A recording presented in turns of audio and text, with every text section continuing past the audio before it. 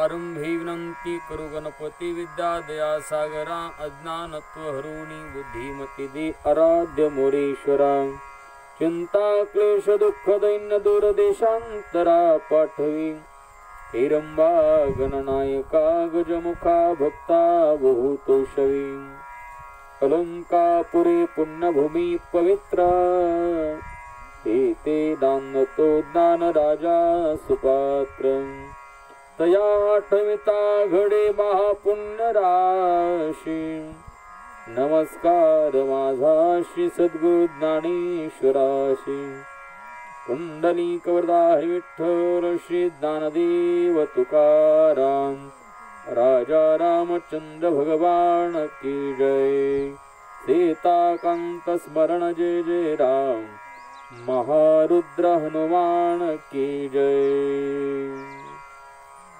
श्री गणेशाय नमः श्री सद्गुरु रामचंद्राय नमः चौघी बहिणी सहित जाण झाले जानकी पाणी ग्रहण जनके केली बुळवण सुख संपूर्ण दशरथासी।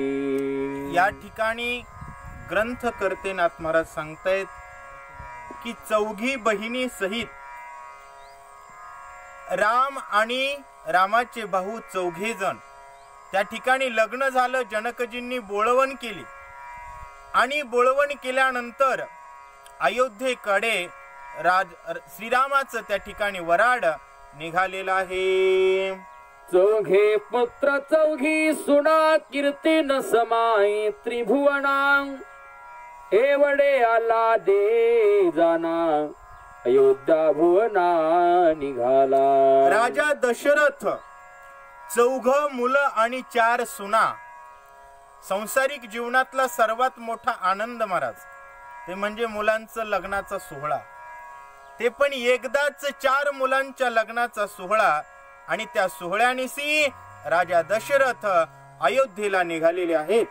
सल्लद केली दळभार महामध्ये कर्जती कुंजर घंटा किंकिणी सालंकार पताका अंबर शोभत आणि सांगू लागलेले आहेत की पताका अंबरामध्ये झळकू लागलेले आहेत। महामध्ये कुंजर हत्तींना माज आला होता। माज खायला काही कमी नव्हतं ना। अशा प्रकारे त्या ठिकाणी हत्ती घोडे गज जे काही सैन्य होतं थाट होता। राजाच्या मुलाच्या लग्नाच्या थाटामध्ये अयोध्येचं वराड अयोध्येकडे परत जाऊ लागलं। घोडे नाचविती वीर जिजी मामा धीर धीर दिपाई असिवार अति अरुवार नाचती अति अरुवार नाचती। जे काही कलाकार होते घोडे नाचवणारे महाराज जीजी मामा हैकार थैकार अशा प्रकारे करू लागले। 2 पायावर घोडं नाचू लागलं 2 पायावर, दुसरा म्हणला 3 पायावर घोडं नाचू लागलं। अशा प्रकारे त्या ठिकाणी नवरदेवाच्या पुढे घोडे नाचवण्याची कला सादर करतात। अढाऊ झेली साबळधार कोयते कार धनुर्धर चालती पायाचे मोगर अलगाईत बाणाईत अलगाईत बाणाईत। काही जणांना ते कोयते झेलता येत होते।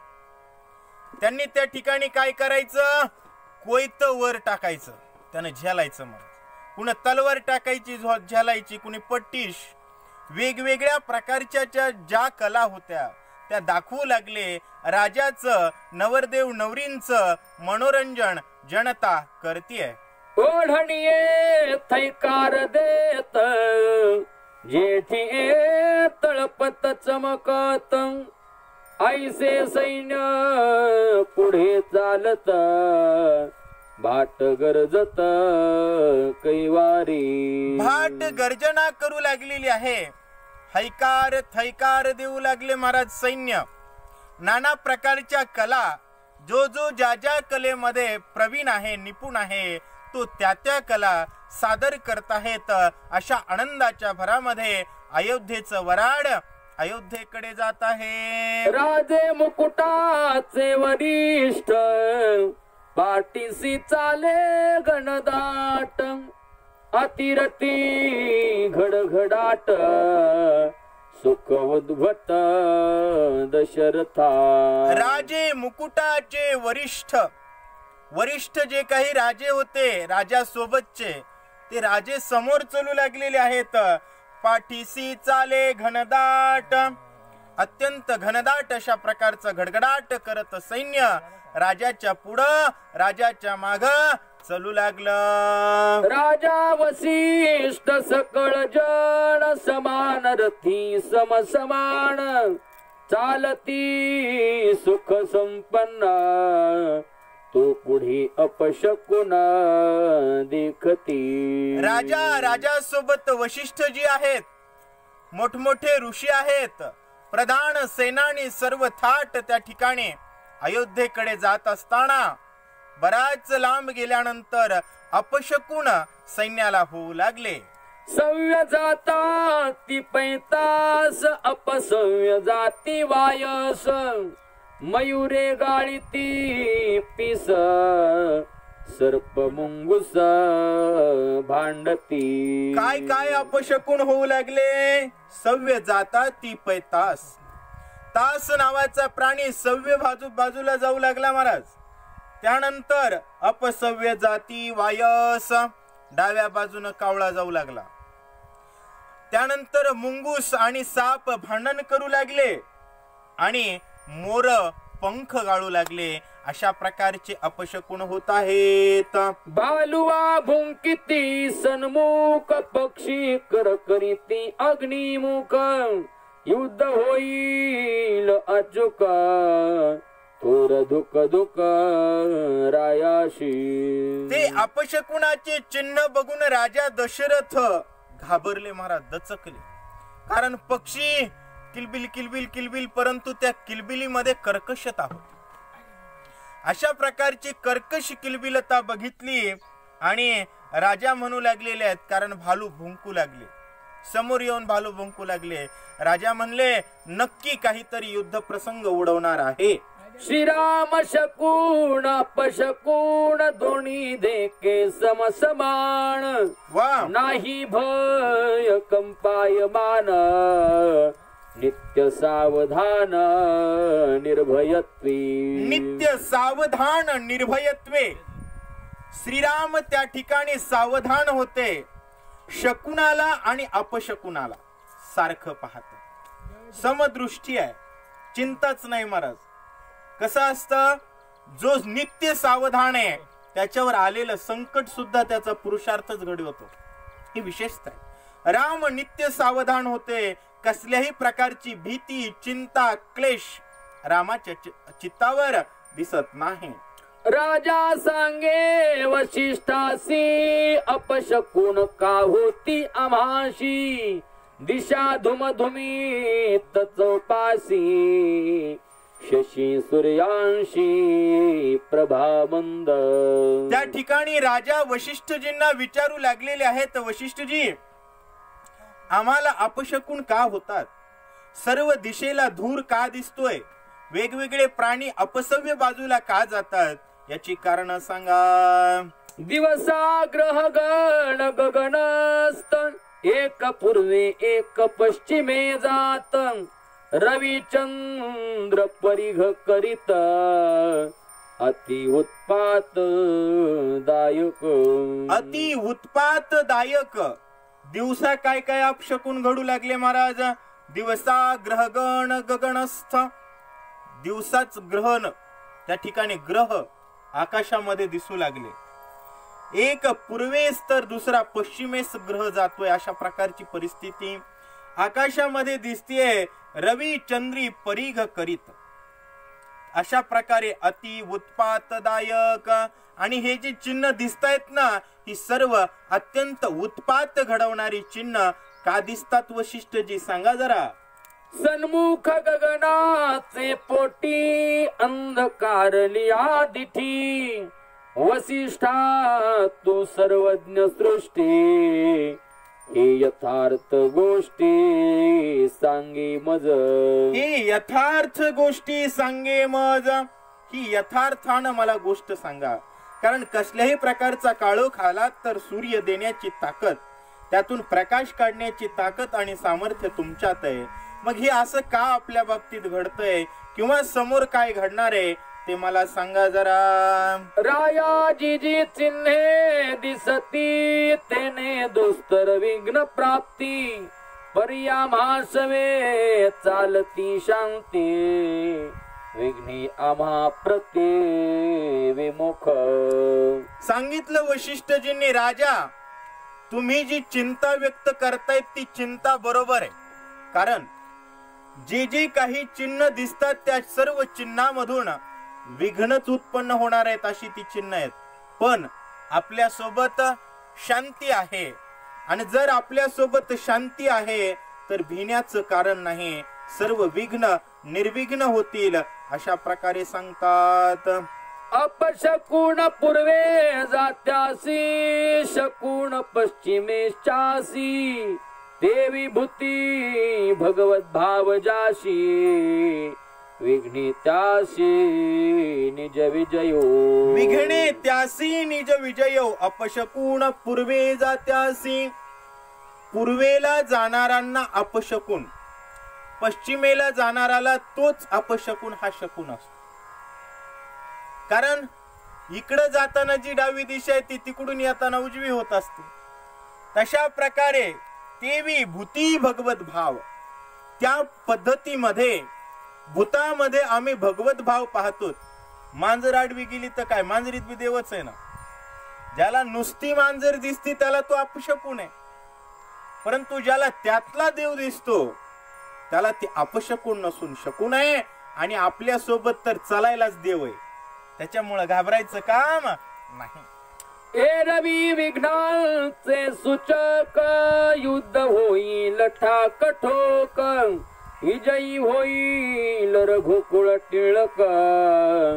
हे आवश्यक निज भावी. आणि वशिष्ठांनी सांगितलं, एरवी जर चिन्ह बघितले तर ही सगळी चिन्ह ठाक ठोक निश्चित आत्ताच युद्ध होण्याची चिन्ह आहेत.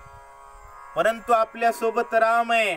राम विजयीच होत असतात अशा प्रकारे वशिष्ठजींनी सांगितलं. राम नामाच्या नामोक्ती. विघ्ने चरणा शरण येती. तो श्रीराम असता सांगाती.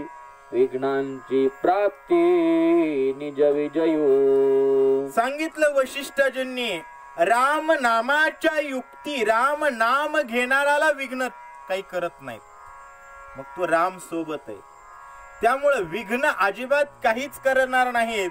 कसलं जरी विघ्न आलं तर निर्विघ्न करणारी शक्ती आपल्या सोबत आहे. बिनधास्त रहा राजा. ऐसे दोघे बोलत बोली. तव उठणी वाहुटळी. नभ व्यापिले धुळी. संज्ञा मोडली सैन्याची. आणि सांगतायत अशा प्रकारचा संवाद चालू आहे तोपर्यंत चक्रीवादळ आलं महाराज वाहुटळ. भयंकर अशा प्रकारची सर्व सैन्यामध्ये धूळच धूळ झाली. कुणाला कुठं जावं काय करावं काय नाही कळना गेलं महाराज. अशा प्रकारे झाल्यानंतर सैन्य जे काही कात्या कोट कुराडी झेलणारे होते का नाही, टुकू टुकू टुकू बघू लागले महाराज. काही कळना गेलं. अशी परिस्थिती झाली. लागत्या त्या वायूची झडप. सप्तसागर सप्तद्वीप. वा तेनेसी पृथ्वी सकंप. सुटे चळकांप मी ऋषी. त्या ठिकाणी जे वारा आलंय ना त्या वाऱ्याच्या धडकेनं समुद्र जणू काही आकाशापर्यंत पाणी नेईल की काय, मेरू उलथून पडेल की काय, एवढी भयंकर वाटूळ त्या ठिकाणी होती. त्या माझी उठली विकट हाक. सैन्य मूर्छित पडे निशेष. दशरथे घेतला धाक. राम निशंक निज निधडा. त्या ठिकाणी भयंकर तेवढ्या वाटोळी मधून हाक आली. हाक आणि त्या हाकेतून हाक आल्याबरोबर दशरथ लट लट लट लट लट कापू लागले. पण राम राम निशंक निधडा, जो निधडा आहे, ज्याच्यामध्ये सामर्थ्य आहे ना, तो निशंक असतो महाराज. तो घाबरत नाही, घाबरण्याची गरज त्याला अजिबात असत नाही. अशा प्रकारे राम बिनधास्त उभे आहेत. विद्युत प्राय जटा शिरी सतेज परशो खांद्यावरी धनुष्य बाण घेऊन करी श्रीरामावरी चालिला. विद्युत प्राय अशा विजा चमकावेत अशा प्रकारचे डोक्याचे केस होते महाराज. भयंकर अशा प्रकारचा जटाधारी वीर त्या ठिकाणी परशुराम बघितले. हातात कुऱ्हाडे, एका हातात धनुष्य बाणे. जीवनभर धंदा दुसरा केला नव्हता. क्षत्रिय दिसला की कुऱ्हाडीनं खतमच करायचा महाराज. रामाकडे बघूनच तिकडच जाऊ लागला. जरा तरी विचार करा, पोराचं लग्न आता झालंय. पण महाराज एखाद्या कामात माणूस गुंतून जावा, पुन्हा विचार राहत नाही. परशुरामजी डायरेक्ट रामाकडे जाऊ लागले. परशुरामा ते देखून वशिष्ठे केले पूजन, ते पूजा भार्गवे अंगीकारून चालिला आपण श्रीरामावरी. परशुरामाला बघितलं, वशिष्ठजींनी पूजा केली, पूजा घेतली महाराज. पूजा घेतली आणि पूजा घेऊन लगेच भार्गव म्हणजे परशुराम रामाकडे जाऊ लागले. अत्यंत पराक्रम देखोण दशरथ झाला कंपायमान, घालोनिया लोटांगण दीनवदन बोलत. त्या ठिकाणी भगवान परशुरामाचा यावा बघितला. दशरथांनी त्या ठिकाणी अत्यंत पराक्रम त्यांचा माहिती होता की यांनी 21 वेळेस पृथ्वी निक्षेत्री केली आहे आणि तो परशुराम माझ्या रामावर जातोय. बघितलं महाराज, शेवटी अंतःकरण बापाचं आहे. अरे आता तर सुख बघितलंय, आताच तर लग्न झालंय आणि माझ्या कोवळ्या रामावर जाऊ नका, मी हात जोडतो. परशुरामा तुझी थोरी 3 सप्तके पृथ्वी निक्षत्री, करून दिदली द्विज करी शस्त्रत्वा करी संन्याशिले. आणि त्या ठिकाणी म्हणू लागलेले आहेत, परशुरामा तुमची श्रेष्ठ थोरी आहे. 21 वेळेस तुम्ही पृथ्वीवरती क्षत्रिय ठेवले नाहीत आणि त्यांची मिळवलेली जी जमीन आहे, पृथ्वी आहे, ती गो ब्राह्मणांना दान केलात. असे तुम्ही महान आहात. तू क्षत्रियांचा कर्दन काळ हे तुझिया ब्रिदाचे शीळ, श्रीराम माझे केवळ बाळ त्यावरी प्रबळ क्रोध न करी. हे परशुरामा, तुम्ही क्षत्रियासाठी कर्दन काळ आहात. हे ब्रीद आहे तुमचं, तुम्ही क्षत्रियाला ठेवत नाहीत. खरं म्हणजे माणूस निघत एक करायला आणि होत एक. एका क्षत्रियानं त्यांच्या आईवर आणि वडिलांवर प्रहार केलता, म्हणून क्षत्रियांना मारण्याचं वचन घेतलं. पण परशुरामानं कुणाला ठेवायचं नाही म्हणून धंदा सुरू केला. दशरथ म्हणू लागले, परशुरामजी माझा राम कोवळ आहे. तुम्ही क्षत्रियांना मारतात, तुम्ही सामर्थ्यशाली आहात, पण माझ्या बाळाला मारू नका. श्रीरामाते मारिसी तेची मरण आम्हा सर्वांशी, एवढे करावया कदनाशी उचित तुम्हाशी नव्हे स्वामी. हे स्वामी परशुरामा, जर तुम्ही रामाला मारलात ना तर रामासोबत आम्हा सर्वांचा जीव जाणार आहे. त्यामुळं एवढ्या मोठ्या माणसाला लहान लेकरावर बाण धरणं योग्य नाही. अशा प्रकारचा गोड गोड शब्दात बोलू लागले. मी पुत्रार्थी अति दीन पुत्र भय अति कृपण, मज द्यावे पुत्रदान घाली लोटांगण नृपनाथ. हे परशुरामा, मी पुत्रार्थी अति कृपण, मला पुत्रदान द्या. आता सांगा, दशरथानं काय पाप केलं? आईनं सांगितलं होतं परशुरामाला, पापी क्षत्रिय मार, वाईट क्षत्रिय मार. परंतु कार्य करत असताना कार्यामध्ये जो काही त्या ठिकाणी ज्याला काय म्हणतो आपण, गव्हासोबत किडे ते किड्यासोबत गहू असा प्रकार झाला. परशुरामा, मी पुत्र माझा कृपण आहे, मी पुत्रासाठी मी अत्यंत चेंगट आहे पुत्रासाठी, माझे पुत्र मारू नका, मला पुत्रदान द्या, अशा प्रकारे म्हणतात.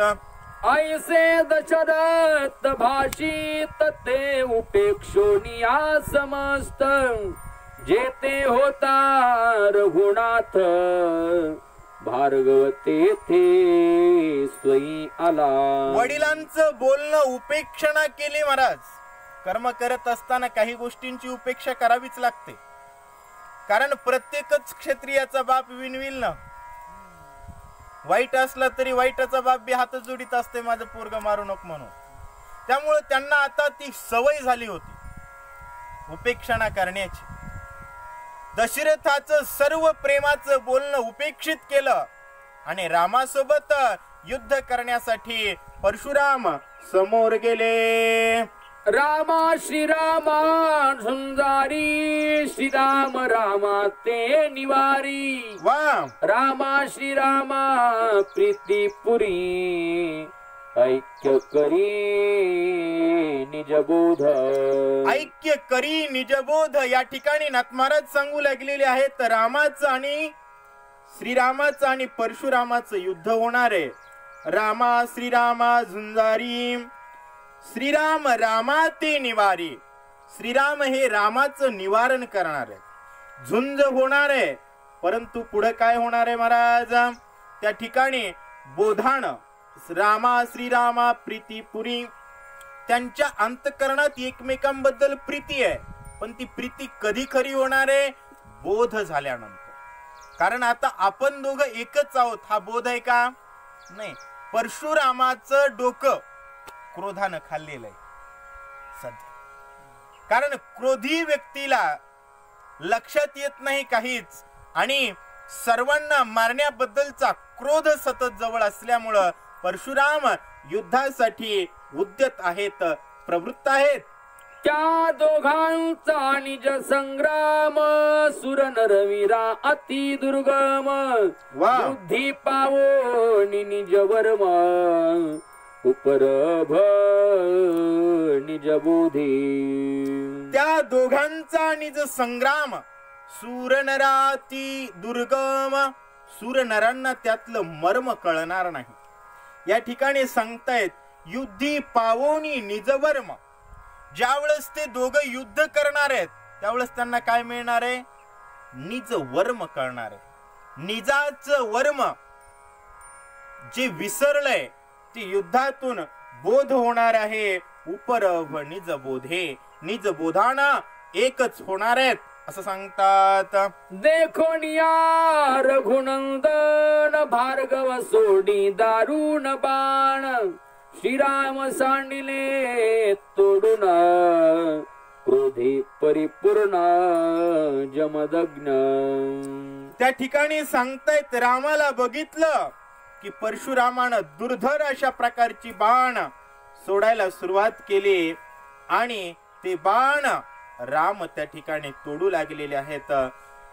जमदग्नींचा क्रोध होता, त्यामुळं प्रेम जवळ राहिलं नव्हतं. राम दिसल्याबरोबर धनुष्यातून बाण परशुरामांनी सोडले. परशुराम सोडी दिव्यास्त्रे श्रीराम निवारी क्षण मात्रे गोपे सोडिली निर्वाण शस्त्रे तिही रघुवीरे निवारिले. आणि सांगू लागलेले आहेत त्या ठिकाणी दुर्धर अशा प्रकारची परशुरामानं बाण सोडली. परशुरामानं दुर्धर अशा प्रकारची बाण सोडल्यानंतर रामानं ती बाण तोडून टाकली. रामानं बाण तोडलेली बघितली, पुन्हा राग आला आणि रागाच्या भरात लाल झालेला परशुराम आणखी भयंकर बाण सोडू लागला. रेणुका दिदल्या भार्गवा हाती, दोन्ही आपुल्या निजात्म शक्ती, सकळ शस्त्रास्त्रांच्या अंती, त्या निर्वाणार्थी सोडाव्या. त्या सर्व निर्वाण ज्या काही शक्ती होत्या, ज्या माता रेणुकेनं दिलेल्या होत्या, त्या सुद्धा निर्वाण अस्त्र शस्त्र परशुराम रामावर सोडू लागले. त्या काळी कराळी उभय शक्ती, जाणून राहिल्या रामा प्रती, तीही ओवाळून रघुपती, श्रीराम भात्या प्रती प्रवेशल्या. भयंकर आक्राळ विक्राळ ज्या शक्ती होत्या, ज्या रेणुका मातेनं दिलेल्या होत्या परशुरामाला, त्या सोडल्या. सोडल्याबरोबर त्या शक्ती गेल्यानं श्रीरामाला ओवाळू लागल्या. महाराज परशुराम बघितले, म्हणले हे विचित्रच झालं. त्या ठिकाणी श्रीरामाला ओवाळलं आणि श्रीरामाच्या भात्यामध्ये परशुरामांनी सोडलेले बाण जाऊन बसले. भार्गव म्हणे नवल आता, माझ्या शकीत याव्या माझ्या हातान, त्या प्रवेशल्या श्रीराम भात्या, साह्य रघुनाथा त्या झाल्या. आणि परशुराम म्हणू लागले, मी बाण सोडल्यानंतर त्या बाणानं मला साह्य करावं ना, तर तो बाण रामाला साह्य करायलाय, रामाच्या जाऊन भात्यात बसायलाय, अशा प्रकारचं परशुरामांना वाटू लागलं. माझ्या निर्वाण निज शक्ती, जाऊन राहिल्या श्रीरामा प्रती, हे आश्चर्य मानोनी चित्ते, छळणी वचनोक्ते बोलत. माझ्या सर्व शक्ती श्रीरामाला साह्य होत आहेत हे बघितलं आणि परशुराम छळनानं रामाला काय बोलतात. ऐका, परशुरामानं कधी छळन करावं का? पण नाही, समोरच्याला मारायची सवयच लागली होती. आता ऐक नाही ना समोरचा, त्यावेळेस छळनानं काय बोलतात ऐका. जी जी शस्त्रे म्या प्रेरिली, ती ती स्वयत्वा निवारिली, वा, पर्या पुली नाही सोडिली, हे उणीव आली रघुनाथा. परशुराम म्हणू लागले, रामा जेवढी मी शस्त्र सोडली ती सगळी तुम्ही तोडलात, पण तुम्ही अद्याप शस्त्र आमच्यावर सोडलं नाही, म्हणजे तुला फक्त तोडायचंच कळतंय, म्हणला सोडायचं कळत नाही. अशा प्रकारे परशुराम बोलतात.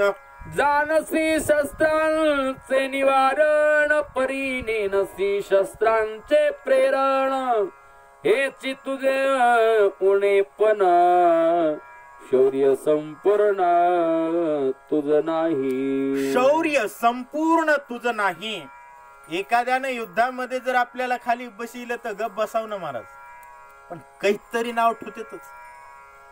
किती बारीक काही काम करा, ज्याला काही काम येत नाही ना, ते काहीतरी तुमच्या नावाला बटाट होणार म्हणजे ठेवणार. असे परशुराम काही कमी नव्हते महाराज. पण रामाला म्हणू लागले, काय म्हणतात, रामा तुला पूर्णतः वीर म्हणता येत नाही, कारण मी सोडलेले बाण तू फक्त तोडायलास, तुला बाण सोडता येत नाहीत. सोडता बी आले पाहिजेत आणि तोडता बी आले पाहिजेत, त्याला पूर्ण योद्धा म्हणतात. तू पूर्ण योद्धा नाहीस. ऐकोणी परशुराम वचन, श्रीरामे केले नमन, ब्राह्मणा पुढे उणेपण, सर्वथा जाण आभाशी. ऐका महाराज, रामायणातून ह्या गोष्टी शिकायच्या. काय शिकायच्या? रामानं समोरून आलेल्या परशुरामानं सोडलेला बाण बघितल्यानंतर हात जोडले नाहीत, सोडलेला बाण आधी तोडला. परशुरामाची सर्व बाण सोडण्याची ताकद क्षीण केली. आणि परशुराम ज्यावेळेस म्हणले, काय तू पूर्ण वीर नाहीस, तुझ्यात उणापणा आहे, त्यावेळेस राम म्हणले, हो ब्राह्मणांच्या पुढे आम्ही उणे आहोतच, ब्राह्मणांच्या पुढे आम्ही उणे आहोतच. म्हणजे याला म्हटलं जातं क्षमा वीरस्य भूषणम. कशातला याला, नाही तर मजबुरी करणार महात्मा गांधी कुणी क्षमा करायला निघाले महाराज. अरे अंगात अवसान असलं पाहिजे. रामानं त्या ठिकाणी परशुरामाला म्हणू लागले, ब्राह्मणांच्या पुढं आम्ही कमीच बरे आहेत, आम्हाला तुमच्यापेक्षा मोठं होण्यात अर्थ नाही, पण स्वतःच्या संरक्षणासाठी सज्ज राहिले की नाही. ब्राह्मणांच्या पुढं कमी म्हणून काय ब्राह्मणाच्या बाणानं मेले का? ब्राह्मणाचा बाण अंगावर लागू दिला का? नाही. म्हणजे संरक्षणाबद्दल कटिबद्ध राहून पूर्ण सामर्थ्यानिशी विनम्रता दाखवणं याला अहिंसा म्हणतात. नाही तर फुकट आपलेच लोक मरू द्या आणि मारणाराला म्हणायचं नाही आम्ही अहिंसा आहे, अजिबात नाही. हे सांगण्यासाठी रामायण. भार्गवा परशु तुझ्या हाती, म्या कंठ ओपिलासे तुझ प्रती. वा. जे करणे असेल तुझे चित्ते, ते त्वा निश्चिते करावे. आणि रामानं सांगितलं, ब्राह्मण आम्हाला पूजनीय आहेत, आम्ही ब्राह्मणावरती धनुष्य मारत नाहीत, कारण ब्राह्मणांचं संरक्षण, ब्राह्मणांचं प्रतिपालन हे आमचं आद्य कर्तव्य आहे आणि आम्ही त्या कर्तव्यापासून कधीही पराणमुख होत नाहीत. आमचं जे काही कंठ आहे तुम्ही छेदू शकतात परशुरामा, कारण तुम्ही ब्राह्मण आहात, तुम्हाला आम्ही मारणार नाहीत. तुम्हाला जर ते योग्य वाटत असेल तर बिनधास्त मारा. गायी ब्राह्मण करावया घात, स्वप्नी नुपजे मनोरथ. त्यावरी उचली शस्त्र हात, ऐसा सूर्यवंशात शूर नाही. रामानं सांगितलं, ब्राह्मणांना गायीला स्वप्नात सुद्धा मारावं ही प्रवृत्ती आमच्यात येत नाही. आणि गायीला आणि ब्राह्मणांना मारणारा शूर सूर्यवंशात जन्म घेत नाही. सूर्यवंशात जन्म कोण घेतात? गायीचं आणि ब्राह्मणांचं संरक्षण करणारे घेतात. त्यामुळं आम्ही तुम्हाला मारू शकत नाहीत. आता बघा, हे गोड शब्दात गार करण्याचा प्रकार आहे. रामाचा कसा प्रकार आहे? गोड शब्दात गार करू लागले महाराज. क्षत्रिय ज्यांना लटलट कापत होते, क्षत्रियांचा जो कर्दन काळ होता, त्याला रामाने देवबाप्पा बनविलं. अभिषेक करणाऱ्या देवबाप्पात आणि परशुरामात फरक ठेवला नाही. पण कशानं? पूर्ण पुरुषार्थानं सांगितलं, परशुरामा आम्ही ब्राह्मणावरती बाण उचलत नाहीत, पण आमची बाण मात्र तीक्ष्ण आहेत. गायी आणि ब्राह्मणां पुढे, आमुचे शौर्य बापुढे. तुझे निवारावया कुऱ्हाडे, धनुष्य बाण पुढे म्या धरिले. आणि त्या ठिकाणी राम म्हणू लागलेले आहेत, ब्राह्मणांना मारणं, ब्राह्मणांसोबत युद्ध करणं हे आमच्या बसत नाही. परंतु तुमच्या सोबत जे मी धनुष्य धरलं आणि एवढा वेळ जे आपलं झालं, याचं कारण तुमच्या कुऱ्हाडीपासून बचणं एवढ्यासाठीच केलं. एक महत्वाची गोष्ट, प्रकृतीनं, निसर्गानं आणि भारतीय संविधानानं सुद्धा आपल्याला दिलेला मुख्य अधिकार तो म्हणजे आत्मसंरक्षण. स्वतःच्या संरक्षणाबद्दल साठी तुम्ही केवढा जरी विघातक कृत्य केलं तरी ते पूर्णतः माफ असते. कारण आत्मसंरक्षण हे प्रत्येक जन्मलेल्या व्यक्तीचं अधिकार आहे आणि त्या अधिकारानुसार मी तुमच्या कुऱ्हाडीपासून बचण्यासाठी एवढा वेळ शस्त्रांचं प्रयोजन केलं, पण ब्राह्मणांना मारणं ही आमची प्रवृत्ती नाही, अशा प्रकारे राम म्हणतायत. ऐकोनी श्रीरामाचे वचन, परशुराम हास्यवदन. परिसोनी हर चाप भंजना, तुझ ठाकुणी जाण मी आलो. रामाचं बोलणं ऐकल्यानंतर परशुराम हसले महाराज. आणि हसून काय बोलू लागले? रामा, शिव धनुष्य तोडलं हे मी ऐकलं आणि ऐकल्यानंतरच या ठिकाणी आलोय, अशा प्रकारे बोलतात.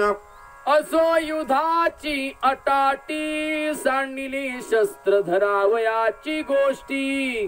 विष्णूचा पाहे माझे मुष्टे, ते तो जग जेठी सज्जी पा. आणि जाऊ द्या म्हटले वाद करण्याचा विषय. शिवचाप एक धनुष्य तर तोडलास, विष्णूने दिलेलं दुसरं धनुष्य माझ्या हातात आहे. एकदा या धनुष्याला गुण लावून दाखव म्हणजे खून पटेल, अशा प्रकारे परशुराम बोलतात. जरी तू हे सज्जिसी संपूर्ण, तरी तू मज जिंतीले जाण. श्रीराम म्हणे हे भाषण, मज दूषण द्विज विजयी विषयी. त्या ठिकाणी राम म्हणू लागलेले आहेत. रामाला परशुरामानं सांगितलं, ह्या विष्णूच्या बाणाला जर तुम्ही गुण लावलात तर तुम्ही मला जिंकलं. रामानं सांगितलं, आम्ही ब्राह्मणांना जिंकत नाहीत, कारण बरेच ठिकाणी जिंकणं हे खरं हारणं असतं, तर काही ठिकाणी हारणं हे जिंकणं असतं. रामानं सांगितलं, ब्राह्मणांच्या पुढं हार हीच आमची जीत आहे, परंतु तुम्हाला जिंकून म्हणजे तुम्हाला आम्ही जिंकावं आणि तुम्हाला हरवणं ही आमचं खरं हारणं आहे, अशा प्रकारे राम म्हणतात. तू अगाध ब्राह्मण ब्रह्मचारी, पितृसेवेची परम थोरी. तुझी आज्ञा वंद्य शिरी, विष्णू चाप करी धरिता झाला. लगेच गोष्ट लक्षात घ्या. रामाला काय म्हणले, तुम्ही विष्णूचा चाप जोडा. विष्णूचा चाप जोडल्यानंतर तुम्ही मला जिंकला असं होईल. राम काय म्हणले, ब्राह्मणांच्या पुढे हारणं बरं आहे. पण लगेच राम काय म्हणले, तुम्ही पूजनीय ब्राह्मण आहात, तुमचं बोलणं कसं टाळू, ते धनुष्य द्या म्हणले, इकडे लावतो. म्हणजे बघा, हरवायचंच फक्त गोड बोलून. कारण पराक्रमाशिवाय जगात कुणीच मानत नाही. उगच देवबाप्पा पायतन पडतो पाया नग विघ्न म्हणलं असतं तर परशुरामान ठुला असतं का. धनुष्यानं ताकद दाखवली, चमत्काराशिवाय नमस्कार नाही. पहिलं बिन आता बी भक्तीचा आणि सामर्थ्याचा चमत्कार असलाच पाहिजे, ताकद असलीच पाहिजे. राम म्हणले, देवबाप्पा द्या धनुष्य, इकडं लावतो गुण. श्रीराम म्हणे भार्गव रामा, तुझेनी तीर्थे प्रताप आम्हा. वा, तेने प्रतापे द्विजोत्तमा, धनुर्वर्मा सज्जिन. राम म्हणू लागलेले आहेत, विनम्रता याला म्हणावं. सर्व ताकदीनिशी जी असते तीच विनम्रता. राम काय म्हणले, परशुरामा तुमचं तीर्थ द्या. तुमच्या तीर्थानं, तुमच्या आशीर्वादानं मी या ठिकाणी काय करील, ते धनुष्य ला गुण लावेल. माझ्यात ताकद नाही विष्णू बाणाला गुण लावण्याचा, पण तुमचा आशीर्वाद असेल तर. आता परशुराम स्वतः हारण्यासाठी आशीर्वाद देतील होय? देऊ न देऊ उगच म्हणायचं असते तुमचा आशीर्वाद कधी कधी. त्याला नाईलाज असतंय महाराज. जे पक्क आडवितय का सप्त्याला त्यालाच म्हणायचं तुमच्याच आशीर्वादानं चालू आहे, तुमच्याच कृपेनं चालू आहे. सत्कर्म बंद करायची नाहीत, पण आडवं येणाराचाच आशीर्वाद म्हणायचं, कारण त्याचाच आशीर्वाद असते खरंच. त्याच्याशिवाय जिद्दच तयार होत नाही. या ठिकाणी परशुरामाला म्हणू लागले, परशुरामा तुमच्या आशीर्वादानं मी हे कृत्य करेल. अशा प्रकारे विष्णूच्या हातामध्ये घेण्याबद्दल राम विनंती करतात. शिव चापा परी सभारी, विष्णू चापाची पैथोरी. वा, श्रीरामे धरुणी करी, क्षणा माझारी सज्जिली. शिव चापा परीस थोरी, विष्णू चापाची आहे. तर काही लोक म्हणतील असं कसं, महादेवाच्या चापापेक्षा विष्णूचा चाप भारी कसा. असं नाही माय बापांनो, हे भावार्थ रामायण आहे. ज्यावेळेस एखाद्या गोष्टीचं वर्णन करायचं असतं त्यावेळेस तिला उच्चता दिली जाते. हे मराठी भाषेचे अलंकार आहेत. या ठिकाणी नाथ महाराज म्हणतात, विष्णू चाप हा शिव चापापेक्षा श्रेष्ठ आहे आणि त्या चापाला सुद्धा गुण लावण्यासाठी राम सज्ज आहेत. भार्गवाचे दृष्टी पुढा, श्रीरामे सज्जिला विष्णू मेढा. ठाण मांडोनी निधडा, बाण गाढा जोडीला. परशुरामाच्या डोळ्या देखत समोर रामानं विष्णूचा चाप हातात घेतला आणि बाण लावला. हाच विष्णू होता ना. पहिला बाण तरी महादेवाचा होता महाराज, हे तरी यांचाच आहे. त्यामुळं तो लावायला अडचण नाही. ठाण मान लावलं, माहेश्वरी ठाण मांडलं, रामानं धनुष्य लावला. अशा प्रकारचं परशुरामानं बघितलं महाराज. जैसा अंतका अंतक समूळ कळी काळा घातक देखोनी भार्गवे घेतला धाक अलोलिक श्रीराम. अलोलिक श्रीराम धाक घेतला मला. दचकन केले परशुराम. कसं आहे, योद्ध्यांचं नाव उग इतिहासात राहत नाही. शिवाजी महाराजांची तलवारच आपल्या पोरायला उचलून दाखवा म्हणा. महाराणा प्रतापांची तलवारच उचलून दाखवा म्हणा, उचलत नाही. तसं परशुरामांनी 21 वेळेस पृथ्वी निक्षेत्री केली, कारण त्यांचा बाण सुद्धा उचलण्याची एका क्षत्रियाची हिंमत नव्हती. परशुरामानं बघितला, म्हणला पोरग एक मोडलंय आणि दुसरं हातात घेतलंय. ठाण मान गुण लावण्य लक्षण सर्व सिद्ध बघितले.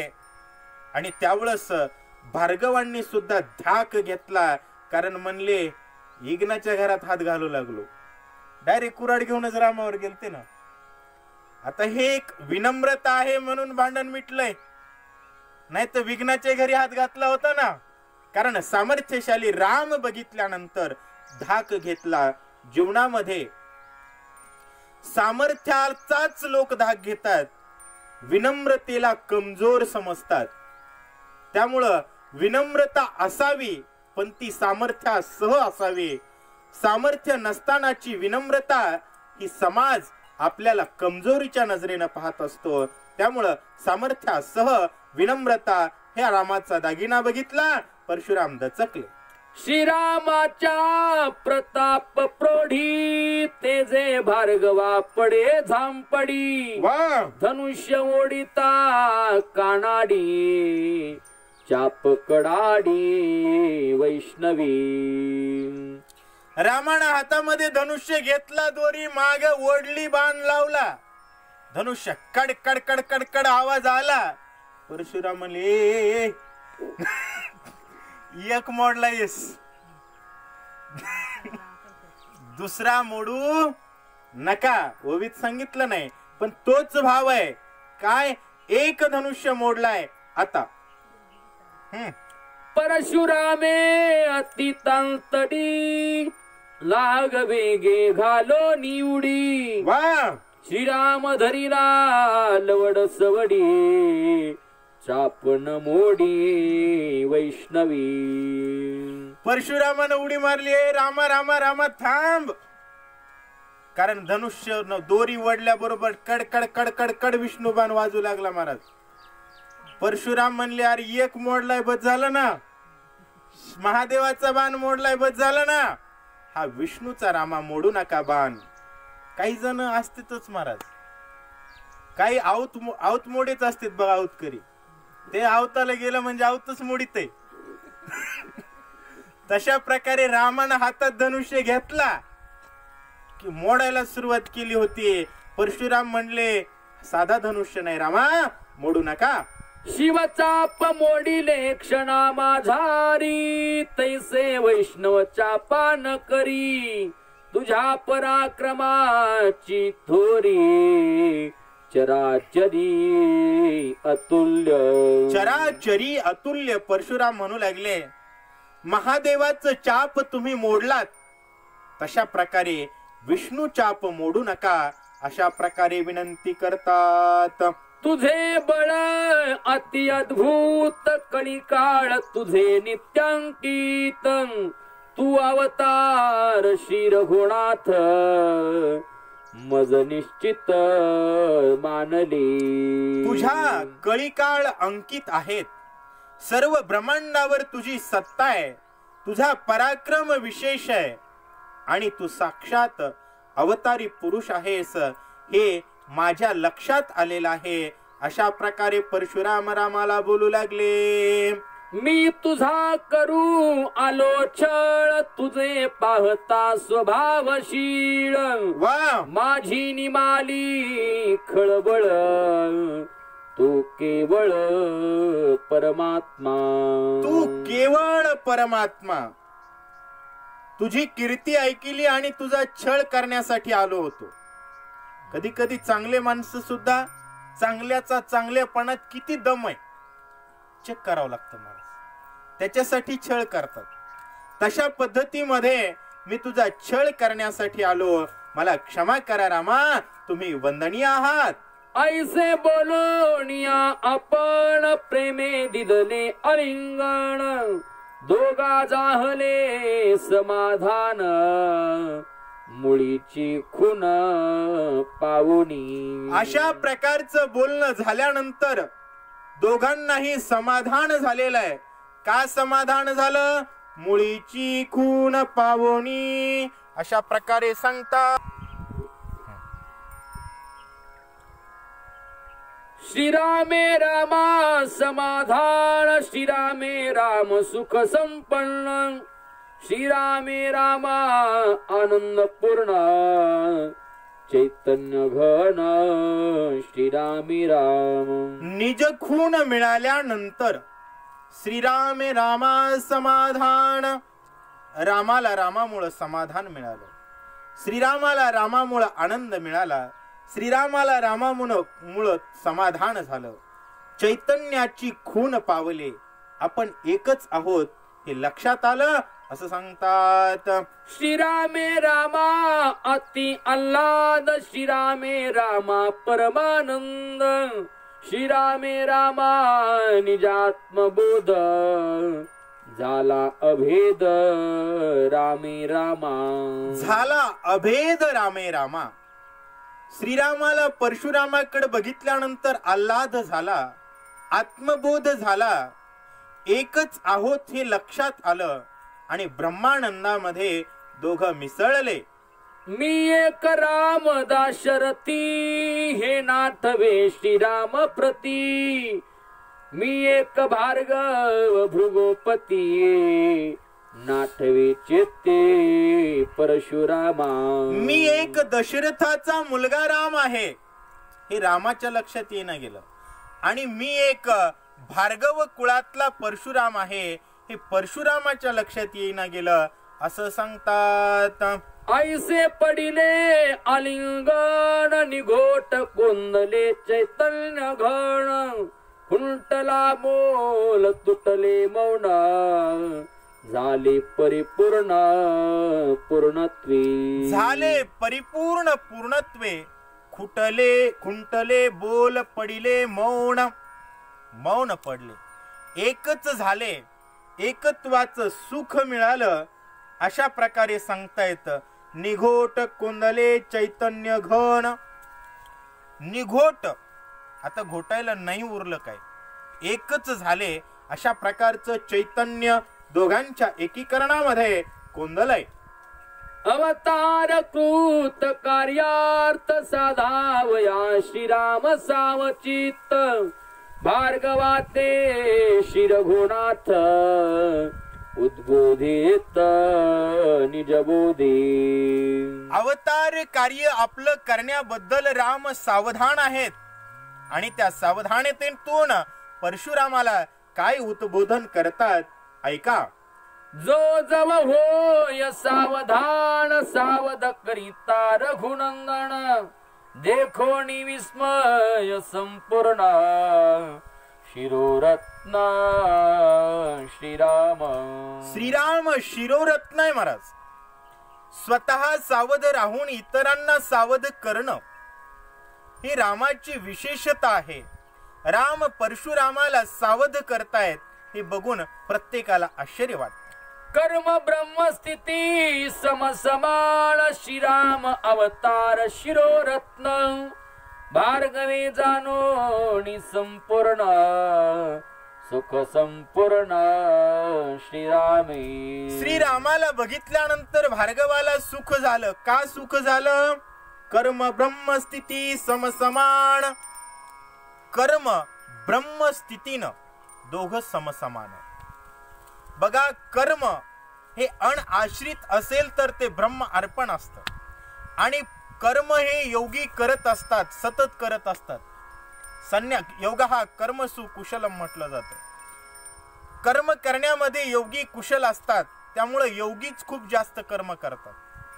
भोगी रोगी योग्यांचे एवढं कर्म करू शकत नाहीत. आणि ते कर्म करून आनंदी असतात, आणि आपलं अर्धे काम असून आपण दुखी असतो. ही विशेषता. कर्म ब्रह्म स्थितीनं दोघं समसमान होते. श्रीराम अवतार शिरोरत्न. राम हे अवतार आहेत. अति काम न थकता काम करू लागलं तर लोक म्हणतात बघा अवतारी पुरुष येते. कारण माणसाच्यानं ते शक्य नाही महाराज. अशा प्रकारे त्या ठिकाणी राम अवतारी पुरुष आहेत हे लक्षात आलं.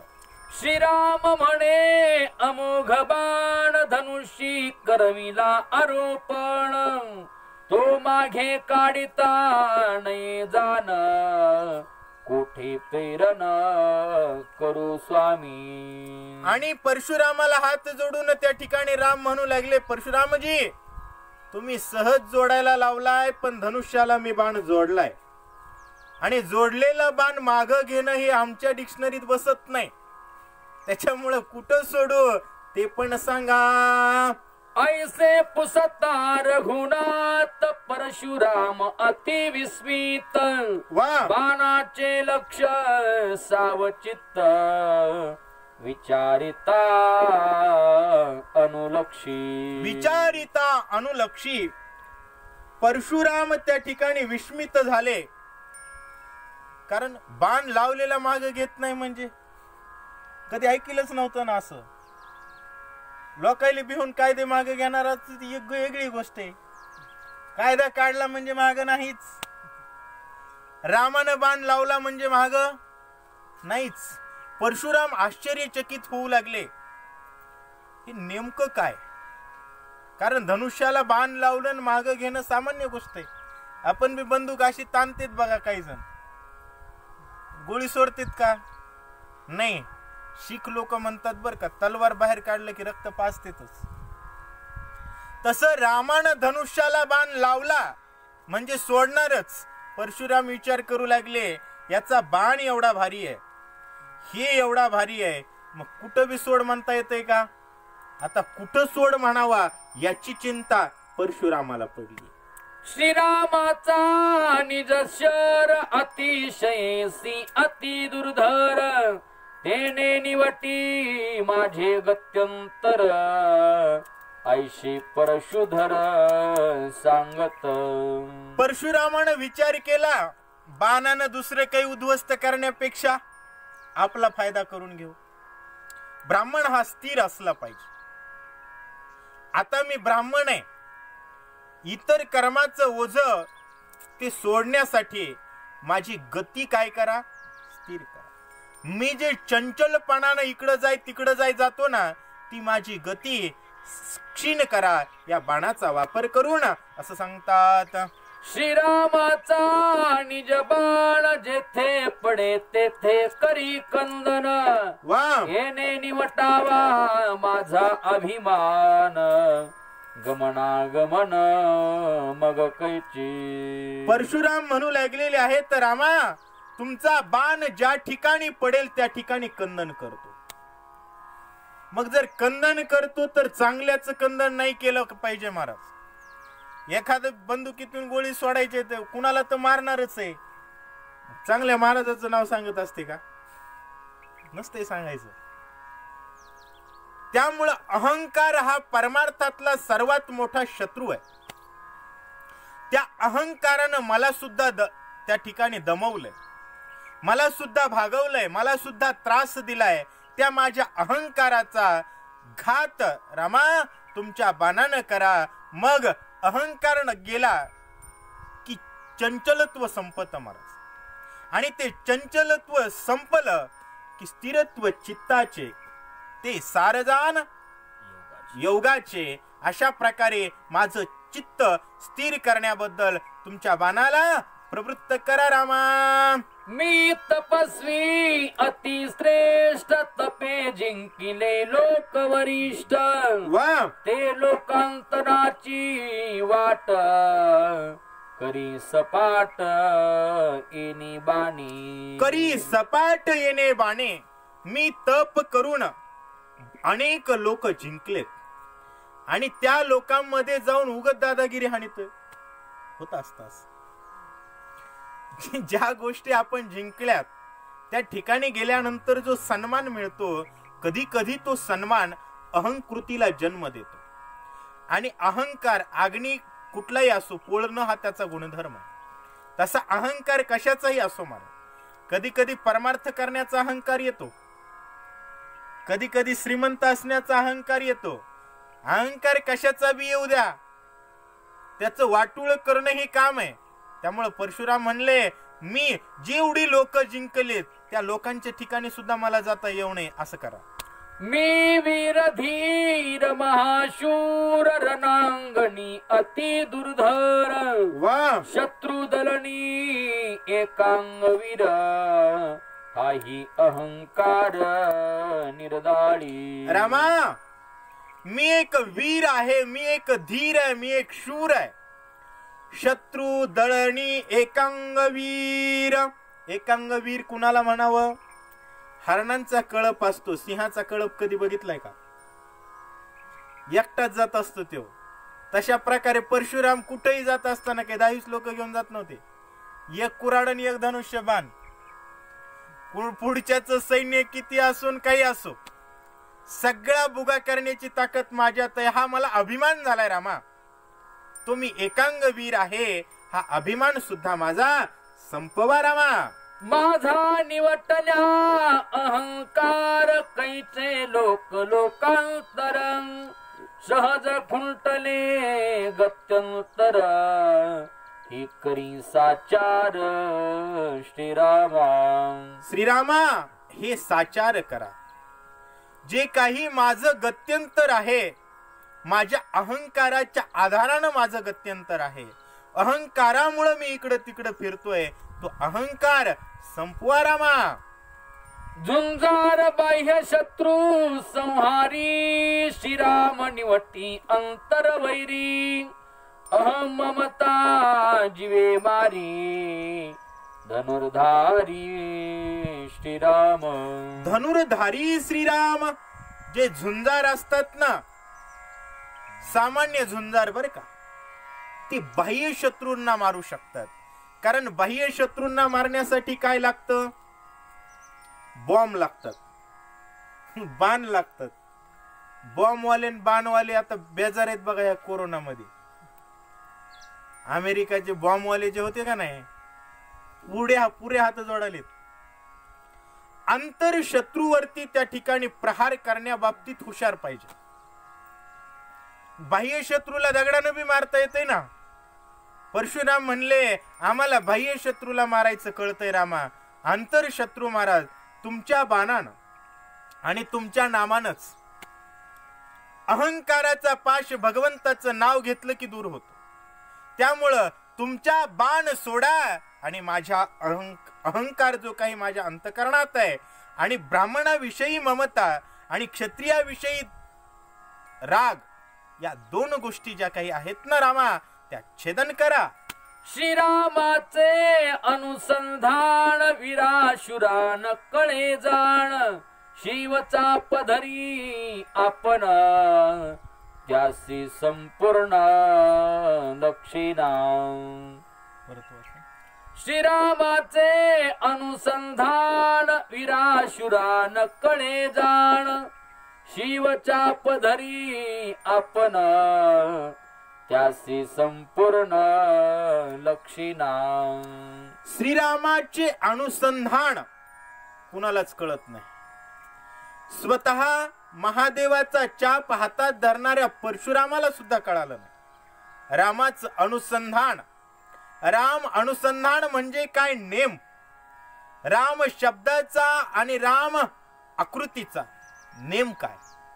काय खंड करते बघा. परशुराम अंगावर आलते, बाणाला बाण जर केले असते, भांडण केलं असतं तर दोघंही काही कमी नव्हते, परशुराम बी काही कमी नव्हते. दोघांचं युद्ध बरेच वर्ष चाललं असतं. रामाने काय केलं, तात्पुरते 22 बाण तोडले आणि पुन्हा हात जोडले, देवबाप्पा तुम्ही श्रेष्ठ म्हणून. म्हणजे देवबाप्पाचा आखा अहंकाराची आईस्क्रीम केली, परशुरामाचा अहंकार अख्खा गार केला. ही जी काही रामाचं अनुसंधान आहे, युद्धनीती आहे, कुणाला कसं जिंकावं. बरेच ठिकाणची युद्ध हे शस्त्रानं नाही, शास्त्रानं जिंकली जातात. आता हे कोरोनाचं युद्ध आहे, किती बॉम्ब टाकता येतील. ज्याला होतंय ते माणूसच आपला असते, काय मारायचं काय नाही जमत. त्यामुळं काही युद्ध शास्त्रानं तर काही युद्ध शस्त्रानं. आता लोक म्हणतात लॉकडाऊन हे इतिहासातलं शास्त्र आहे. ज्यावेळेस इंद्राला अभिमान आला, महाराज म्हणला अख्खं गोकुळ काय करील, वाहून टाकील. आणि त्या ठिकाणी धो धो धो धो पाऊस पडायला लागला गोकुळावर. अख्खं गोकुळच खतम करतो म्हणला इंद्र. कृष्णानं लॉकडाऊन पहिलं केलं होतं. गोवर्धन उचलला म्हणला गोकुळातले लोक खाली बसा गपचिप, जोपर्यंत पाऊस आहे तोपर्यंत लोक घरात कोंडले. महाराज एक सुद्धा मरू दिला नाही गोकुळ मधला. म्हणजे एक शास्त्र आहे, ज्या ठिकाणी शस्त्र चलत नाही तिथं शास्त्र चलतं. आणि त्या ठिकाणी प्रतिपालन आणि त्या ठिकाणी आक्रमण या दोनही गोष्टी करण्यासाठी शास्त्र समर्थ आहे. रामा, तुमच्या शास्त्रानं माझा अहंकार क्षीण करा. अहंकारा तेचे दिता अनेक नाही रघुनाथ.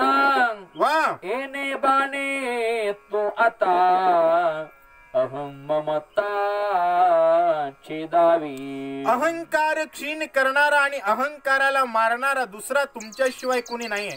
रामा, तुमच्या बाणानं माझा अहंकार छेदन करा. मी कश्यपास पृथ्वी दिदली दान, तेथे मी वसेन निरभिमान. लोकांतर अभिमान, त्याचे छेदन करी श्रीरामा. लोकांतराचा अभिमान लोकांमध्ये आणि लोकांतरामध्ये कसं आहे, लोकांमध्ये गेलं की लोक सन्मान देतात म्हणून अभिमान येतो, आणि एकांतात गेलं तर मला योग येतय म्हणून अभिमान येतो. या अभिमानात दोन्ही कोण गची धरतय महाराज. बाहेर गेलं तरी जगू देत नाही, मध्ये गेलं तरी जगू देत नाही. हे पृथ्वी मी त्या ठिकाणी ब्राह्मणांना दान दिलेली आहे. त्यामुळं कैलास पर्वताच्या ठिकाणी ठिकाणाचं नाव सांगितलं नाही, पण त्या ठिकाणी जाऊन मला अहंकारापासून अलिप्त राहता येईल असं करा. निरभिमान वसता क्षिती, दोष नाही गा रघुपती. लोकांतरगती, माझी निश्चिती निर्दाळी. लोकांतरगती, माझी निश्चिती निर्दाळी. अभिमानानं कसं आहे, दान दिलेल्या ठिकाणी राहू नये. बळीनं पृथ्वी दान दिली, बळी पृथ्वीवर राहिले का? नाही राहिले, पाताळात गेले. दान दिलेली वस्तू आपली नसते का? तर ही मी दान दिले याचा अभिमान येत असतो. मग दान दिलेल्या ठिकाणी राहायचं कसं? अभिमानानं. हे माझं होतं याचा बी अभिमान नाही राहिला पाहिजे. परशुराम म्हणू लागले 21 वेळेस पृथ्वी जिंकून मी ब्राह्मणांना दान दिले, पण या ठिकाणी मी एक साधा ब्राह्मण म्हणून राहतो, अभिमानानं राहतो. लोकांमध्ये मी एक सन्माननीय व्यक्ती, अशी जी काही माझी गती आहे, अशी जी काही माझी पोज आहे, तेवढी दूर करा. ऐसे बोलिला परशुराम, तेची करूपा हे श्रीराम. कैसे आश्चर्य केले परम, गत्यंतराचे वर्म श्रीराम छेदी. गत्यंतराचे वर्म श्रीराम छेदी. गत्यंतराचे वर्म हे कसं शक्य आहे? काही पण छेद करता येईल, हो 22 माणसं मारता येतील, पण अंतकरणाची चंचल प्रवृत्ती स्थिर करणं. अर्जुनानं गीतेत सांगितलं, मन चंचल ही कृष्ण. मन कसं आहे? चंचल आहे. या ठिकाणी परशुरामानं तेच मागितलं की माझं मन जे पळतंय ना, त्यापासून मला वेगळं करा. आणि ते वेगळं करण्याची ताकद रामनामामुळे मन एकाग्र होतं ना. रूप पाहता लोचनी सुख झाले ओ साजने, किंवा तोची देखिला डोळी बैसला म्हणी तोच वदनी उच्चारे. तशा प्रकारचा राम एकदा अंतकरणात बसलाय की बाकीच्या ठिकाणी मन जाऊ देत नाही. मनेरी गाय सांभाळण्याची ताकद कुणात? एकट्या कृष्णात. गोपाळांनी सांगितलं, देवा तुझ्या आख्या गायी मी सांभाळतो, आमची फक्त मनेरी सांभाळ. तशा प्रकारे परशुरामानं सांगितलं, देवा जे काही लोक गत्यंतराची गती आहे तेवढी मात्र खुंटवा. अलक्ष लक्षोणी श्रीरामचंद्रे बाण जोडोनी निज निर्धारे. वा अर्धमात्रा अर्धचंद्र शरे अहम रघुवीरे निवटिले. अहम रघुवीरे निवटिले सांगतायत. अलक्ष लक्षोणी श्रीरामचंद्रे. अलक्ष जे लक्षात येत नाही अशा प्रकारच्या गोष्टीला लक्ष केलंय. अहंकार कुणाच्याच लक्षात येत नाही, भानगड आहे. त्याला काही कळत नाही, त्याला वाटतंय मला लय कळतंय. जवळ त्याला कळत नाही की मला कळत नाही तवर ते कुणाचंच ऐकत. तसा अहंकार ही अलक्ष आहे, कुणाच्याही लक्षात येत नाही. आपल्याला अहंकार आलाय हेच लक्षात येत नाही, मग आपण कुणाचं ऐकताल का? रामानं बाण कुठं सोडला? जे अलक्ष आहे अशा अहंकाराला लक्ष करून रामानं बाण सोडला. बाण सोडोनी निज निर्धारे. अहंकाराला बाण सोडायचा असेल तर निर्धार निजाचा पाहिजे. तात्पुरता निर्धार आज केला उद्या नाही असा नाही. निज निर्धाराच्या ताकदीनं अर्धमात्रा अर्ध शरचंद्रे अहम रघुवीरे छेदिला. अर्धमात्रा जी आहे ना तो अर्धचंद्र नावाचा बाण रामानं सोडला. आता हे अर्धचंद्र म्हणजे काय? ओम शब्द अकार उकार मकार आणि त्याच्यावर जो अर्धचंद्र आहे बोकांडी बसतो त्याला अहंकार म्हणतात. बर बोकांडी बसतो त्याला अहंकार म्हणतात महाराज. ओंकारामधलं जे काही वरचं अर्धचंद्र आहे ना तिथून अहम ब्रह्माची उत्पत्ती आहे आणि तिथून विश्वाचा प्रकार चालू होतो. आणि ते अहम ब्रह्म उत्पन्न झाल्यानंतर वेदाची उत्पत्ती झाली. एवढा आधी जो आहे त्याला अहंकार म्हणतात. वेदाच्या आधीचा जो आहे ना थोरला भाऊ त्याला अहंकार म्हणतात. लोक म्हणतील असं कसं म्हणायला लागले, तसं नाही. ज्ञानेश्वरीत सांगितलंय, हे चैतन्याचे शेजारी वसती ज्ञानाचे एक हरी म्हणून प्रवृत्तले महामारी सावरतीना. हलके नाहीत, हे चैतन्याचे शेजारी आहेत महाराज. त्यामुळे हे कुणाला आवरत नाहीत. तो अहंकार अर्धचंद्र बाणानं ओंकारावरच्या अर्धचंद्राचा अहंकार छेदला. जेव्हा गुण वाहिला विष्णूच्या पासी तेव्हाची बोलवण अहंकारासी. वा मागुता येईल भार्गवा पासी तो अर्धमात्रेशी निवटिला. नाथ महाराज सांगू लागले, ज्यावेळेस रामानं हातामध्ये शिवचाप घेतला, विष्णू चाप घेतला, त्याच वेळेस परशुरामाच्या अख्ख्या अहंकाराची आईस्क्रीम झालती. आईस्क्रीम अहंकार गार झालता. पण अहंकाराची खासियत आहे, एका दिवशी अहंकारी माणसाचा अपमान झाला म्हणून दुसऱ्या दिवशी अहंकार सोडते का? ते परत फिरून येते. ते ही उलट झाड आहे, परत येत असते. याच्या मुळा उपसता येत नाहीत. नाथ महाराज सांगू लागले, रामानं पुन्हा परशुरामाच्या ठिकाणी अहंकार येईल म्हणून अर्धचंद्र बाणानं अहंकाराचा समूळ नाश केला. पुन्हा येऊन बसण्याची सुद्धा शक्यता ठेवली नाही. जेव्हा गुण वाहिला निवटताची अहंकार कैचे लोक लोकांतर कैचे गती गत्यंतर केला स्थिर परशुराम. निवटिताची अहंकार कैसे लोक लोकांतर. काय म्हणतात ना, अहंकार गेला तुका म्हणे देव झाला. अहंकार गेल्याबरोबर परशुराम कोण झाले? देव झाले. होते कोण? देवच होते. पण अहंकार, प्रत्येक जण देवच आहे हो, पण अहंकारानं वाट लावली आपली, त्यामुळे अडचणीत येत असतो. या ठिकाणी सांगतायत काय केलं? स्थिर केलं. जग अस्थिर आहे. अस्थिर आहे म्हणून सुखी नाही. स्थिरत्व हे काय आहे? सुखाचं आगर आहे, सुखाचं माहेर आहे. परशुरामाचा अहंकार संपवून परशुरामाला सुखी केलं. या परी श्रीरामचंद्र सोडोनिया निज शरण, सुखी केला परशुधर, स्वर्गादी गत्यंतर खुंटोनी. या परी बाण सोडला, अहंकार छेदला आणि परशुराम काय केला? सुखी केला. रामाची खासियत आहे महाराज. जो शरण येतो ना, जो विनम्र असतो, जो पात्रतेचा असतो, अशा शत्रूचं शत्रुत्व नाहीस करतात. शत्रू नाहीसा केला का? नाही, शत्रुत्व नाहीस केलं. परशुराम सुखी केले.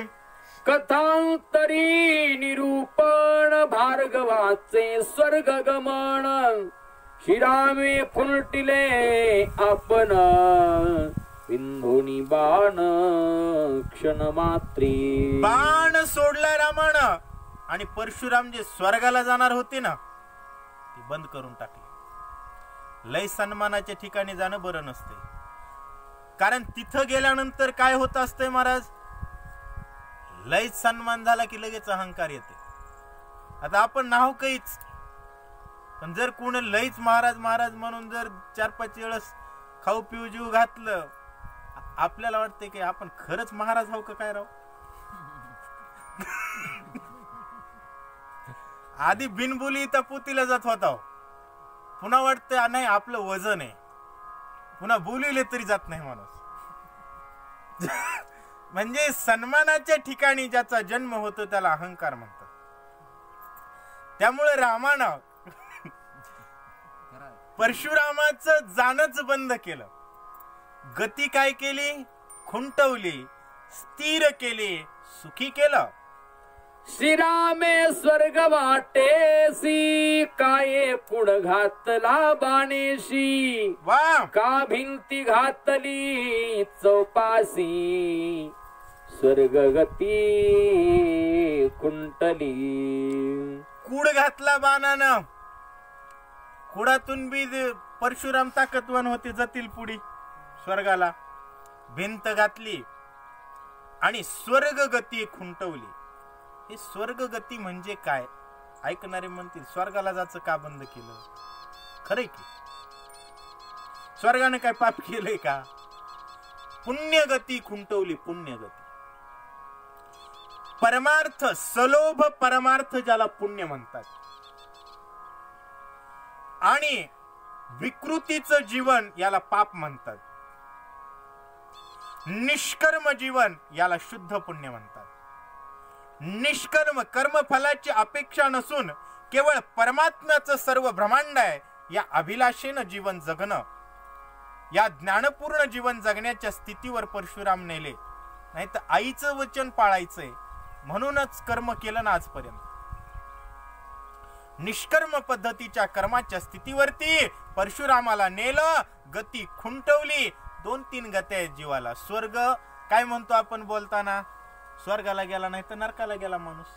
सामान्य माणसाला तिसरी गती कळत नाही. अशा सामान्य गती, मतीला वाटणाऱ्या गती खुंटवल्या.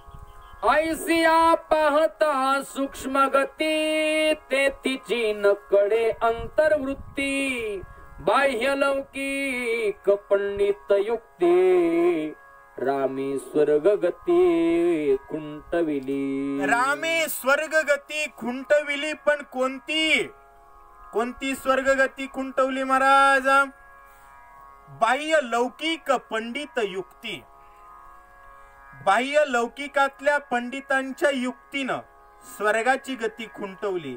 पण ऐसिया पाहता सूक्ष्म गती, ते तिची न कळे अंतर्वृत्ती. अत्यंत सूक्ष्म गतीनं बघितलं तर अंतर्वृत्ती काय हे लक्षात येत नाही. गती खुंटवण्याची मुख्य अंतर्वृत्ती काय आहे?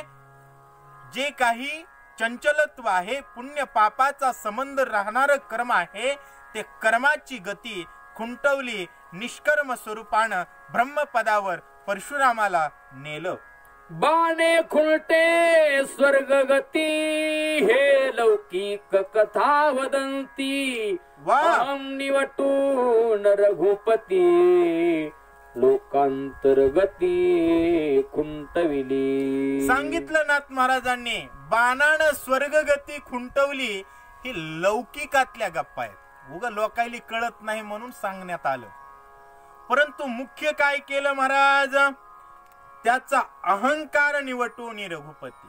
अहंकार परशुरामजींचा निवटिनला आणि लोकांतर्गती खुंटविली. लोक आणि लोकांच्या अंतर दोन गती असतात. एक महाराज असतात प्रसिद्धी, प्रसिद्धी पावलेले. प्रसिद्धीवाल्यांचा प्रसिद्धीत गचका बसत असतो, मी लय प्रसिद्ध आहेच्या अहंकारात जातो. दुसरा लोकांतर, एकांतात जातात आणि मी लय योगी आहे याचा अहंकार येतो.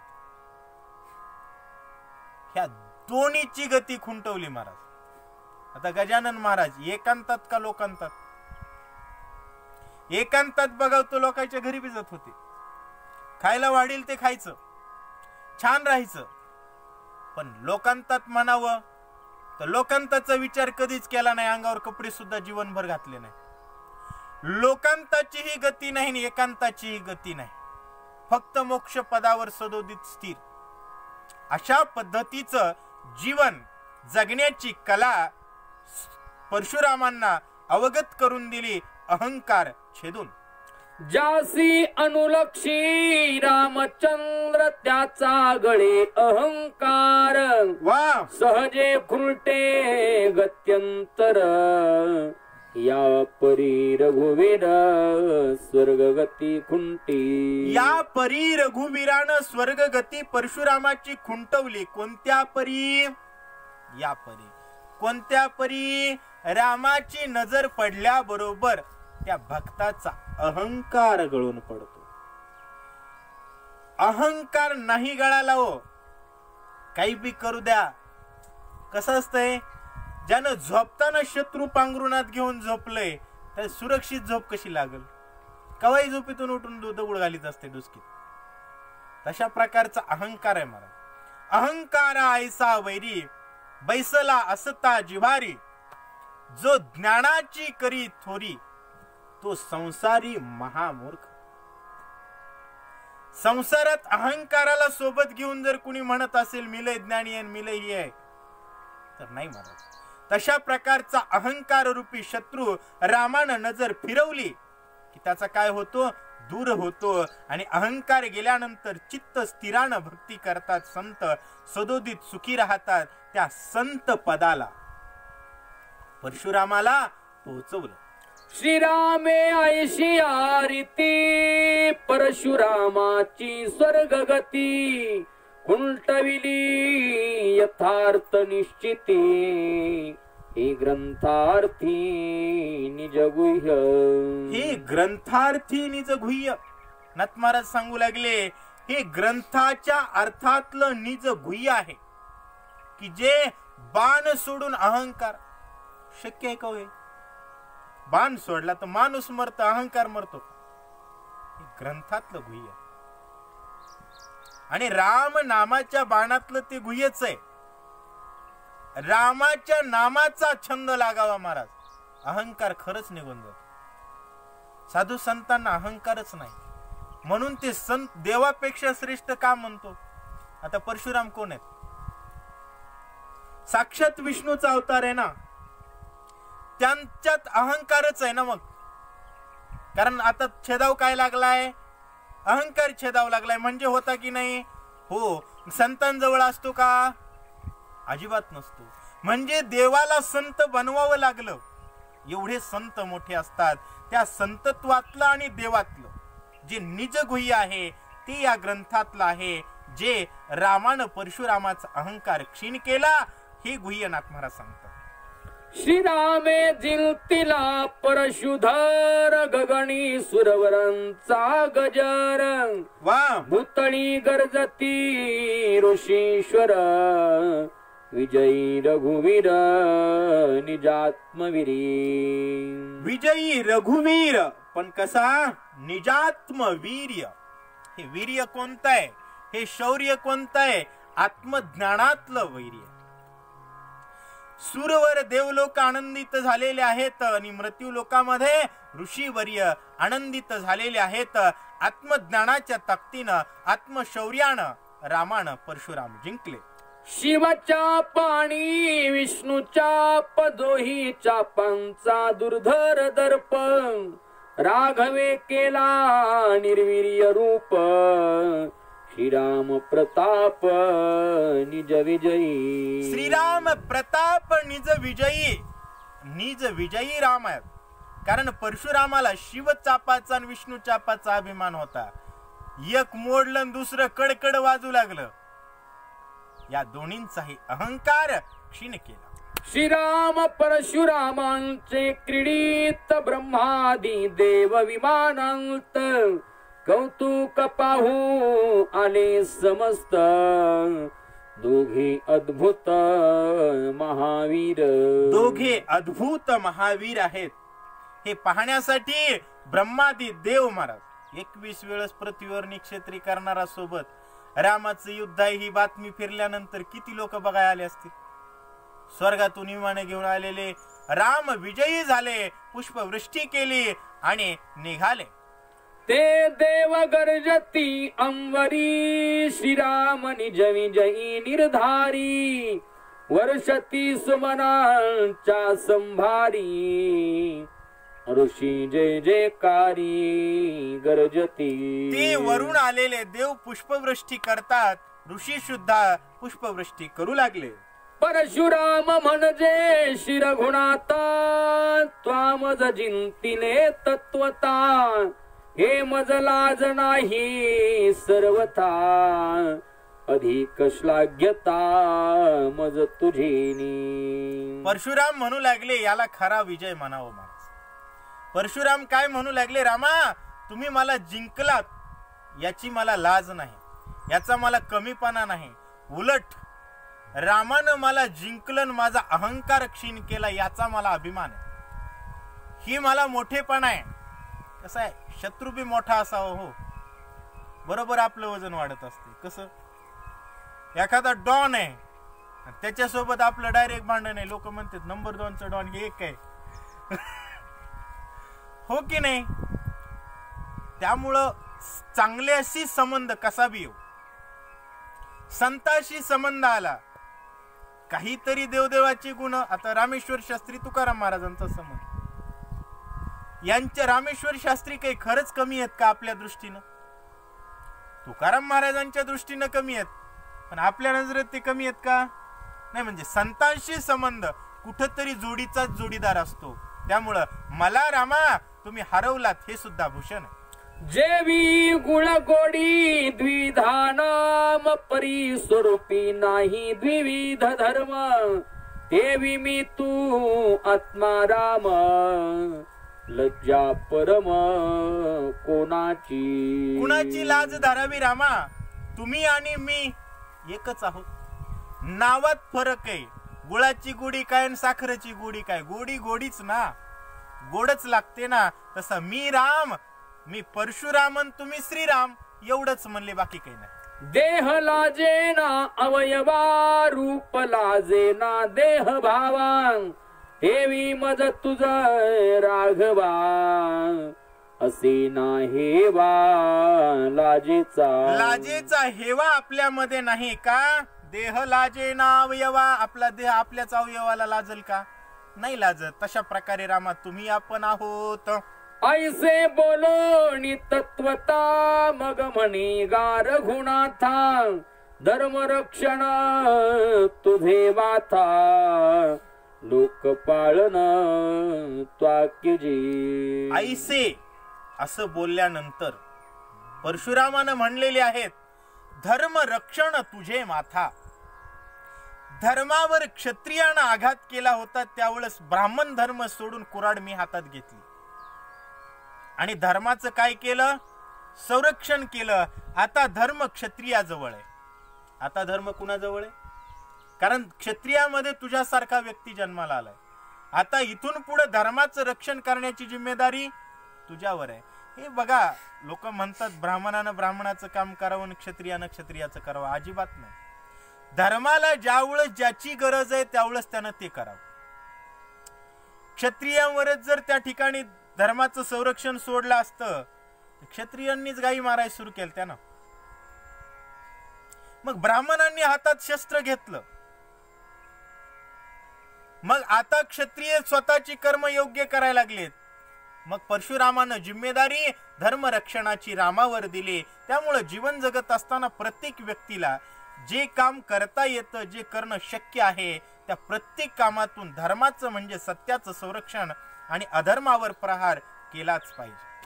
होता जमदग्नीचा कोप आणि आपुला निज साटोप, तो शिरामी केला निक्षेप, झाला सुखरूप परशुराम. युद्ध करण्यातला आपला साटोप आणि जमदग्नीजींनी दिलेला कोप, दोन्ही गोष्टी त्यांनी परशुरामाला अर्पण केल्या. श्रीराम लागला रामचरणा, रामे श्रीरामा केली प्रदक्षिणा, राम नामे गरजोनी जाना, गेला स्वस्थाना परशुराम. परशुरामानं क्रोध रामाला दिला आणि युद्ध करण्याचा साटोप सुद्धा रामाला दिला. रामाला वंदन केलं, एकमेकांना वंदन केलं आणि परशुराम स्वर्गाला निघून गेले. श्रीराम विजयी अलोलिक, वशिष्ठाशी आल्हाद अधिक, तेने आलिंगिला रघुकुळ टिळक, गेली धुक धुक दशरथाची. रामाचा अलोलिक असा विजय झाला. बघितलं महाराज, विजय झाला तो बघितला. वशिष्ठजींना आनंद वाटला. दशरथजींच्या मनामध्ये धुक धुक होती, माझ्या मुलाला काय करते की म्हणून. मुलाचा पराक्रम बघितला महाराज, बापाची छाती फुगली, आनंद झाला. श्रीरामे वसिष्ठाशी आलिंगन, दशरथाशी साष्टांग नमन, एरे दिधले आलिंगन, निवाले मन रायाची. राजाचं मन निवालं महाराज. रामानं लोटांगण घातलं सर्वांना. सगळे काय झाले? सुखी झाले. विजयी झाला श्रीरामचंद्र, ऋषी रायांसी आल्हाद थोर, अवघे करीती जय जयकार, चालिले भार स्वानंदी. स्वानंदानं जेवढ्या थाटात आलते ना, आतमध्ये थोडस झालत चलबिचल. पुन्हा वरात तेवढ्याच आनंदानं ऋषीला, राजाला, रामाला सर्वांना आनंद झाला. अयोध्येकडे निघाले. एका जनार्दना शरण, झाली परशुरामाची बोळवण, आता अयोध्या प्रवेशन, स्वानंदी गमन श्रीरामा.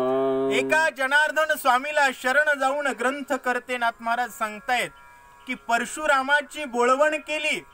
आता अयोध्येची जनता रामासह स्वानंदानं अयोध्येला निघालेली आहे. ही कथा या अध्यायामध्ये झाली. दोन भगवंताचं युद्ध आहे. त्यामुळे अत्यंत सुंदर आणि मर्म दडलेली, मानवी जीवनाला कर्माची दिशा देणारा ग्रंथ आणि त्यातली ही विशेष कथा आहे असं सांगतात. स्वस्ति श्री भावार्थ रामायणी बालकांडे एका कारटिकायाम श्रीराम परशुराम एकात्मबोध निरूपणम नाम षड्विंशतितमोऽध्यायः. पुंडलीक वरदा हरि विठ्ठल श्री ज्ञानदेव तुकाराम. राजा रामचंद्र भगवान की जय. सीताकांत स्मरण जय जय राम. महारुद्र हनुमान की जय.